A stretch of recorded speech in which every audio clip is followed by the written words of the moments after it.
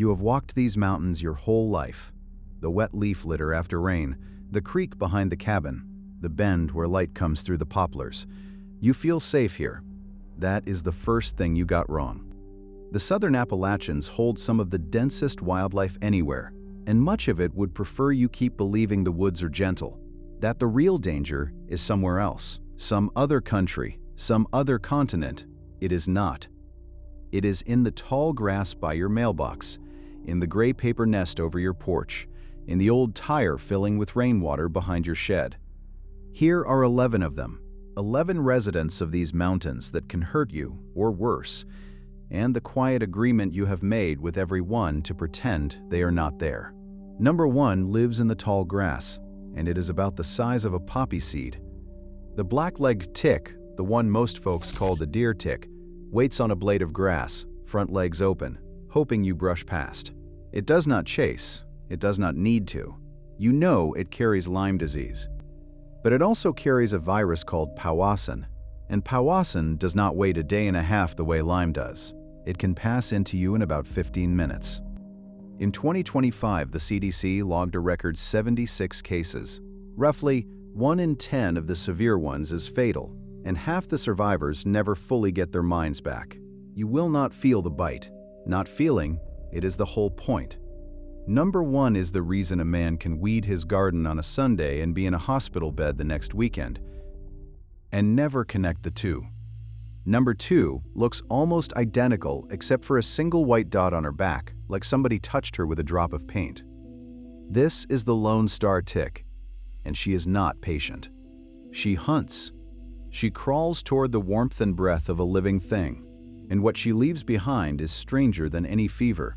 Her bite can rewire your immune system so your own body turns against red meat. Beef, pork, venison.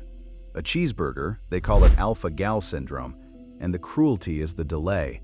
You get bitten in June and feel nothing. Then, one evening in November, you eat a steak and wake at 2 in the morning covered in hives, fighting to breathe. The CDC estimates as many as 450,000 Americans may already have it.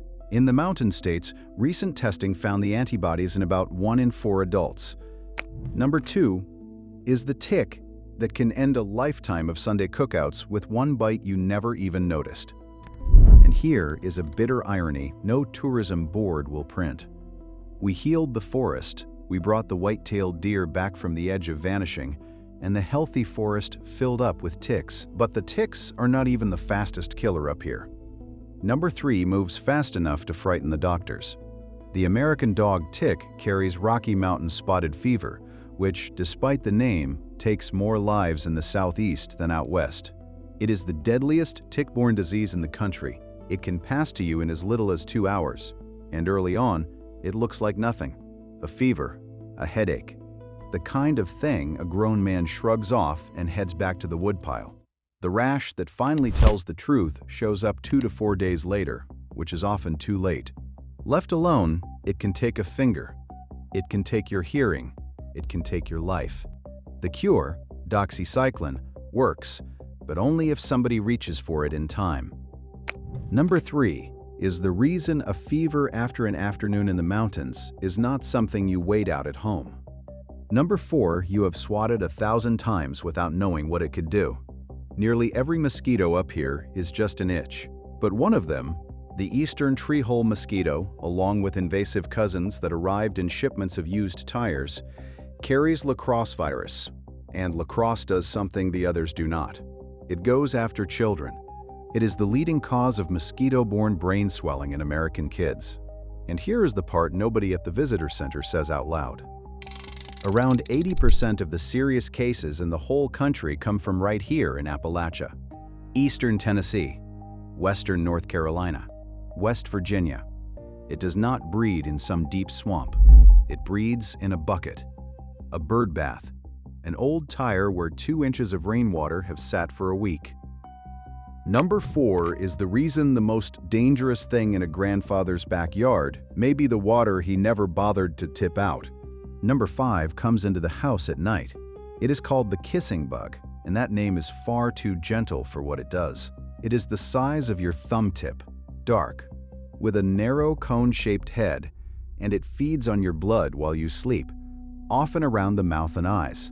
But some carry a parasite, and after feeding, the bug leaves it behind in its droppings, on your skin, waiting for you to rub it into the fresh bite. The disease is called Chagas, and for years it was written off as a problem of Central and South America. In 2025, the CDC recognized it as endemic to the United States, found in 32 states as far north as Pennsylvania. The horror of Chagas is its patience. You can feel healthy for 20 years while it quietly scars your heart, until one day, without warning, the heart simply gives out. Number 5 is the house guest that can kill you 2 decades after it is already gone. Number 6 is the one your father warned you about. And he was right. The yellow jacket does not build a nest you can see. It builds underground, in an abandoned chipmunk burrow, under a rock, inside a stone wall at the base of an old tree. You will not know it is there until the lawnmower rolls over the entrance, and then the ground itself seems to come alive. Unlike a honeybee, a yellow jacket can sting again and again, and when the colony feels threatened, it releases a chemical that summons every other yellow jacket to attack. And here is the number that should stop you cold. Stinging insects kill more Americans than every snake, spider, and shark combined. The CDC counted 788 deaths in a single decade, and 84% of them were men. Men mowing the lawn, men moving a woodpile. Number 6 is the reason a quiet afternoon of yard work is, by the numbers, more dangerous than anything out there with fangs. If you are still with me this far in, do yourself a favor and subscribe, because I go looking for what hides in plain sight every week, and these mountains never run out. Now, where were we? Number 7 you can see, and you walk right past it anyway.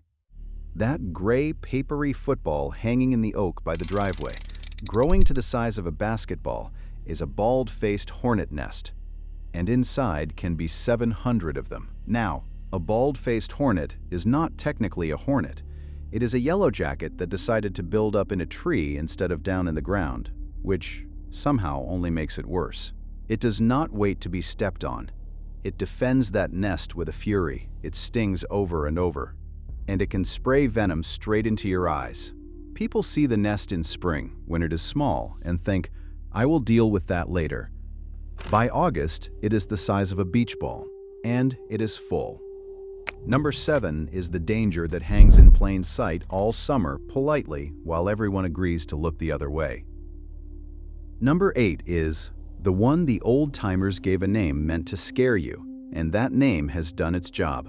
You will spot her crossing bare dirt on a hot afternoon, bright red and covered in fuzz, moving fast, looking for all the world like an ant. She is not an ant. She is a wingless wasp, and the mountain people named her the cow killer because they swore her sting could bring down a cow. Now, I will be straight with you, because that is our deal. She does not kill cows. She has never once killed a person. Her venom is actually far weaker than a honeybee's. But the sting sits near the top of every pain scale science has built. A solid 3 out of 4, and any man who has stepped on one barefoot will tell you through gritted teeth exactly how she earned the name. Number 8 is the rare one whose legend runs scarier than the truth, and out here, that counts for something too. And if you have felt that sting, and I suspect a few of you have, tell me in the comments how long it took before you could finally laugh about it. Number 9 is, with no exaggeration, the most venomous caterpillar in the United States, and it looks like a tiny discarded toupee. Down in the southern end of these mountains, on the oak and the elm, sits the puss caterpillar, a little tuft of soft brown fur that looks like something you would want to pet. Do not pet it. Beneath that fur are hollow spines wired to venom, and grown adults describe the sting as worse than a broken bone, a pain that radiates up the arm and into the chest, with nausea and numbness behind it. One boy down south picked up a fallen branch a caterpillar was resting on, barely brushed it, and was in the emergency room within the hour with more than 20 sting sites. He never touched it on purpose. Number 9 is the reason you do not grab a fallen branch in these woods with a bare hand. no matter how harmless the afternoon feels. Number 10, you already know by sight, which is exactly why you have stopped looking for her. The black widow, glossy black with the red hourglass on her belly, lives in the woodpile behind the shed, under the workbench, in the gap in the stone wall, in the dark corner of the garage. Only the female is dangerous, and her venom is a neurotoxin. Drop for drop, it is stronger than a rattlesnake's. Her bite can feel like nothing more than a pinprick, and then the pain climbs, the muscles seize, and the abdomen cramps so hard it is mistaken for a heart attack. She is not aggressive. She does not want you. She bites when a bare hand reaches blindly into her web, which is to say, when you reach for firewood in the dark. Deaths are rare now thanks to medicine, but the ones most at risk are the very young and the very old. Number 10 is the resident of your own property you stopped respecting the day you decided you already knew what she looked like. Number 11 does not live in the woods at all. It lives with you. In the southern and western reaches of these mountains, the brown recluse has moved indoors, into the back of the closet, behind the water heater.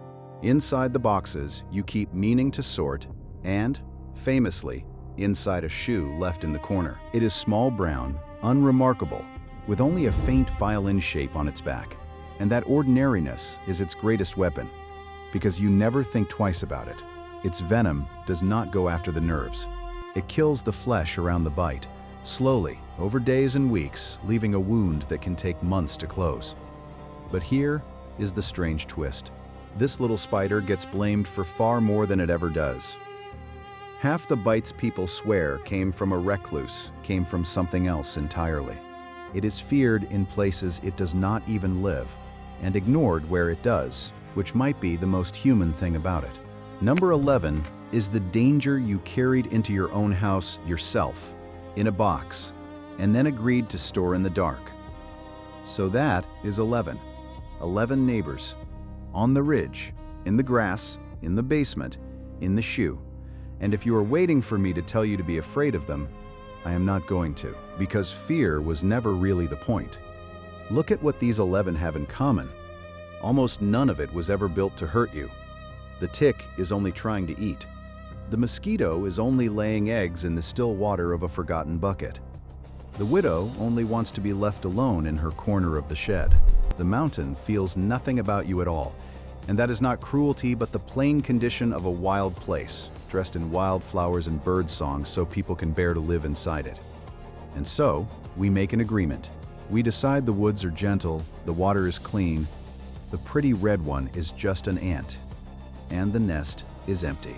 We agree not to look too closely, because looking too closely would mean never sitting easy on that porch again.